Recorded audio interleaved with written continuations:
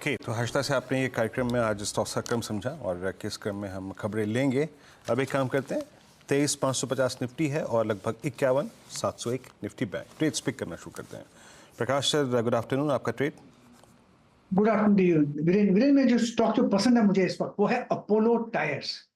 इसका सेटअप सही है from a high time frame basis पर। 2-4 दिन से एक अपूर्व कोशिश कर रहा है और आज का मूव काफी पॉजिटिव है। ट्रेड कर रहा है 495 पर, टारगेट 500 510 ये एक पॉसिबिलिटी है। स्टॉप होगा 488 Apollo tyres. Okay, Apollo tyres 490 470 पे 495 हो गया इनफैक्ट अब बात करते करते। तो ये कॉल अपोलो टायर्स से प्रकाश जी की। नेक्स्ट ट्रेड पिक करते हैं मानस से। मानस, क्या पिक कर रहे हैं आप?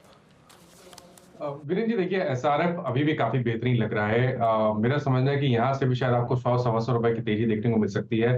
क्लियर कट पैटर्न है, हाई टॉप हायर बॉटम्स का ट्रेंड है। आज फ्रेश ब्रेकआउट में वॉल्यूम्स काफी बेहतर देखने को मिले हैं, तो एसआरएफ में करंट लेवल्स पे खरीदारी करेंगे। 2449 कैश में स्टॉप लॉस लगा के रखेंगे और अब जो टारगेट होंगे वो 2600 रुपए के रहेंगे। 2600 रुपए के टारगेट के लिए एसआरएफ में खरीदारी करनी है। ये कैश लेवल्स मैंने बताए हैं। ऑप्शन में आप 2500 वाला कॉल ऑप्शन ले सकते हैं, 45 रुपए पे ट्रेड हो रहा है। इसमें आपको 24 रुपए के स्टॉप लॉस खरीदारी करनी है और 100 रुपए के टारगेट सेट करने हैं। तो ये फिलहाल आपके लिए एक ट्रेड एसआरएफ में 2500 का कॉल लेकर चलेंगे। 45 तक के लेवल्स देखने को मिल सकते हैं। अमित, आफ्टरनून, आपका ट्रेड। जी good afternoon Arshita ma'am, good afternoon Viren ji and everybody on the panel. Ma'am, इस समय का मेरा टॉप ट्रेड रहेगा आरती इंडस्ट्रीज। स्ट्रक्चर काफी पॉजिटिव है, स्टॉक में अच्छा खासा मोमेंटम है। स्टॉक अपनी की मूविंग एवरेजेस के ऊपर एक बेस से बाहर आ रहा है। 714 के लगभग इसका प्राइस है। 707 का स्टॉप लॉस रहेगा और 728 के टारगेट्स रहेंगे आरती इंडस्ट्रीज।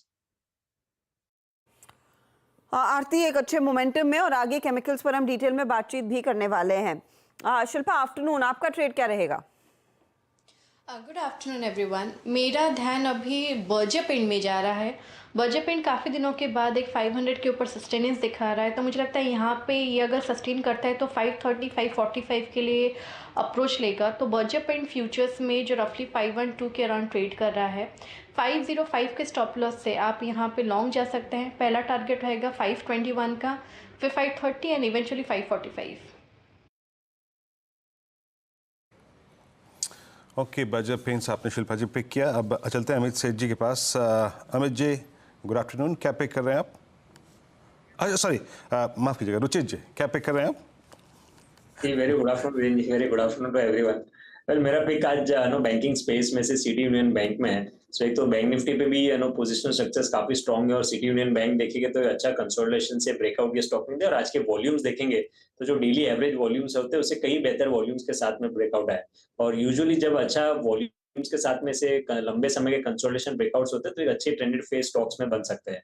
160 के स्टॉप लॉस से नियर टर्म के लिए खरीदारी की सलाह है 175 के अराउंड के टारगेट्स के लिए। ओके, सिटी यूनियन बैंक 165.70 पे आपका ये बाय कॉल है और ये कल मानस की भी कॉल थी और अमित जी का ट्रेड हो गया आरती। जस्ट मैं आई थिंक उसको लिखने में मशरूफ हो गया था।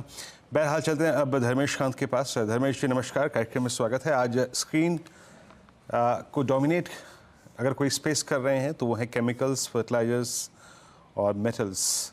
आज आपकी थीम क्या है? आप लोग क्या चेस कर रहे हैं? आपका टॉप कन्विक्शन धर्मेश।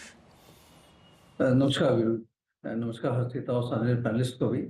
देखिए, स्क्रीन पे ये तीनों बज कर रहे हैं और अलग अलग रीजंस के कारण तीनों बज कर रहे हैं। जहाँ तक फर्टिलाइजर्स का सवाल है वो थोड़ा सा बजट को लेकर के एक्साइटेड है कि उनके लिए कुछ आएगा और जीएसटी काउंसिल की मीटिंग में भी कुछ हो सकता है उनके लिए आए निकल के सामने।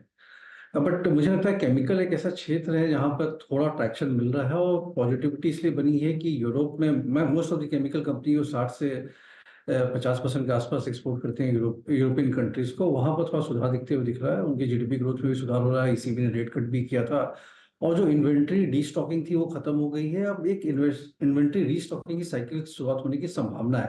हालांकि ग्राउंड लेवल पर इसकी कोई कंफर्मेशन नहीं है, बट ये एक्सपेक्टेशन में माना जा रहा है कि इनका जो वर्स्ट था वो ओवर हो गया है। तो कल आपके मॉर्निंग शो में मैंने नवीन फ्लोरिन हाईलाइट किया था, जो कि फ्लोरोकेमिकल और फ्लोराइड्स में रेफ्रिजरेंट गैसेस में ज़्यादा कार्यरत है।